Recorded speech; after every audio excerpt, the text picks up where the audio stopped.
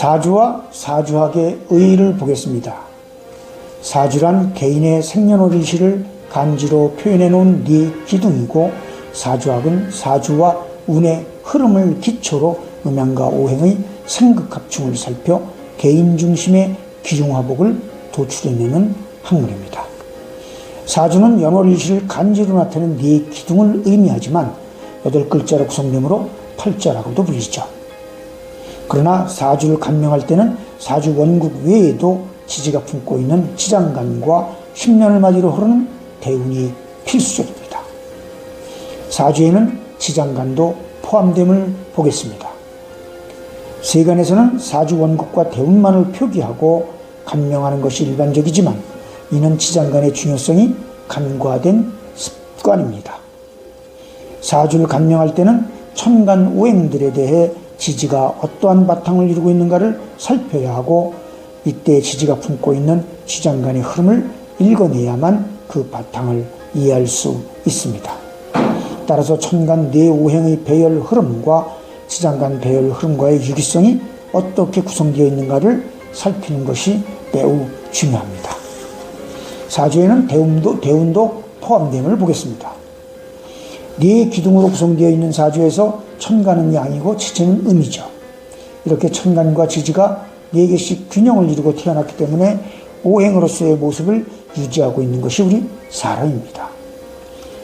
그러나 간지는 양음으로 균형을 이루었으나 용으로 나타나는 각 오행의 내용까지 균형을 이루고 있는 것은 아닙니다.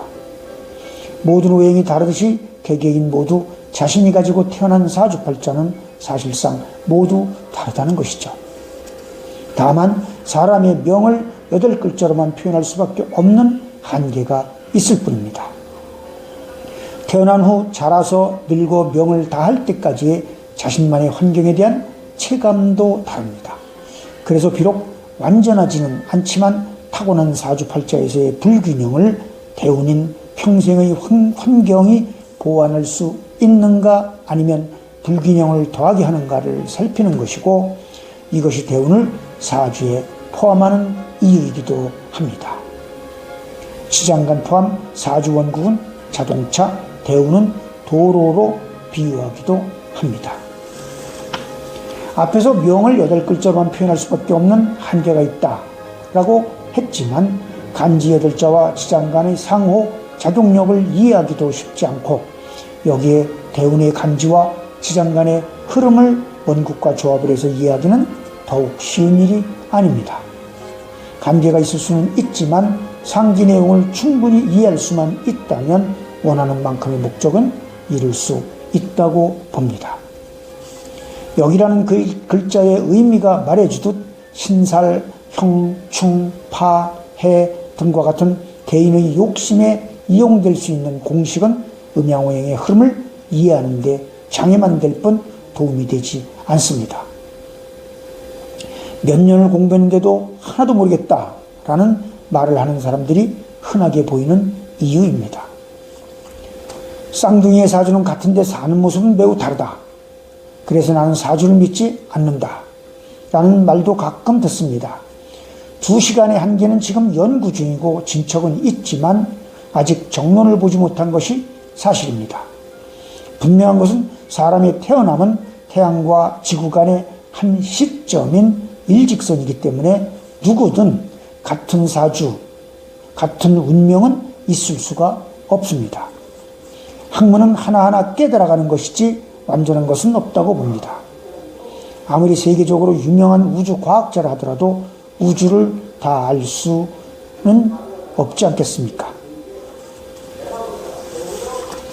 사주의 네 기둥이 형성되는 근거와 일간을 나로 보는 이유를 보겠습니다. 지구가 태양을 한 바퀴 도는 동안 태양은 지구에 일정하고도 규칙적인 12달 24절기라는 흔적을 남깁니다. 공전 한 바퀴를 12로 나누면 한 달은 30일이고 1년은 360일, 360도가 되죠.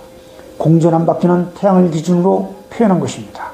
그래서 연은 양이고 지구에 남겨진 흔적인 월, 즉 12지지는 지구를 기준으로 표현한 것이므로 음이며, 같은 이치로 자전 또한 태양을 기준으로 본 한 바퀴이므로 양이고, 자전 속에서 지구 기준 12지지인 시는 음입니다. 그래서 사주 연월 일시는 양음, 양음순으로 형성된 간지의 결합이 되는 것이죠. 사주는 지구의 자전공전 중에 어느 한 시점입니다. 일은 연월의 공전 속에서 이루어진 자전이므로 연과 월의 간지 결합에 의한 월지 속에서 태어난 일이며, 연과 월이 천간지지면 일과 시도 천간지지고, 연월의 결합을 바탕으로 일시가 태어났으므로 일시는 천간, 연월은 지지이며, 연월은 부모와 같고 일은 나와 같으므로 연월은 나의 바탕이요 지지가 됩니다. 생명력이란 음의 뿌리를 둔 양이어야 하므로 일주 중에도 독립성 및 주체성을 가지고 있는 일간이 나이며, 이것이 또한 지지가 아닌 천간을 나로 보는 이유입니다. 공전인 한 해의 시작은 인월의 시작인 입춘부터입니다. 그러면 자전인 하루의 시작은 몇 시부터일까요? 동지는 극음지기로서 음양이 바뀌는 시점입니다. 음에서 양으로 바뀐다고 하면 최로 본 시각이지만, 이를 용으로 보면 응축의 극대화를 이룬 시가 생명력을 잉태한 모습입니다. 동지인 갑자에서 잉태되어 을축 숙성기를 거쳐 입춘인 병인이 되면 생명은 탄생하는 것이죠. 사주란 사람이 탄생하는 시점인 생년월일시를 간지로 나타낸 것입니다. 만일 동지에서의 잉태의 시점을 간지로 뽑아야 한다고 주장을 한다면 이는 하나의 학설이 될 수는 있겠습니다. 그러나 잉태는 그 시점을 알아보기도 쉽지 않을 뿐더러 바깥 세상과 균형을 이룬 오행 흐름의 시작이라고 보기보다는 독립된 생명으로 태어나기 위한 음토적인 작용력의 품 안, 즉 엄마의 품 안으로 보는 것이 옳습니다. 이는 독립성과 주체성을 가지고 있는 일간을 나로 보는 이치와 같은 것이죠.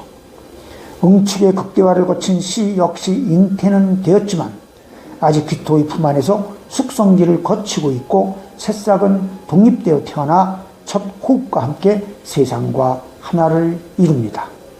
이것이 탄생의 시점인 인월 입춘을 한 해의 시작으로 보아 간지를 뽑아내는 이유입니다.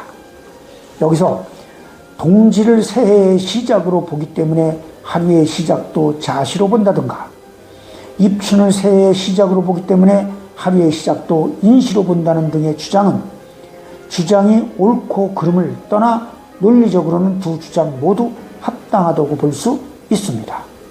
그러나 지금까지 우리나라에서처럼 입춘을 한 해의 시작으로 보아 간지를 세우면서 하루의 시작은 자시로 보아 간지를 세우는 것은 그에 맞는 합당한 근거가 제시되지 않는 한 논리적인 모순에서 벗어날 수 없다고 봅니다.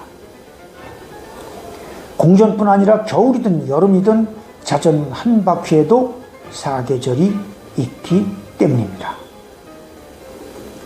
본서에서는 한 해의 시작은 인월 입춘, 하루의 시작은 인시로 보는 입장입니다.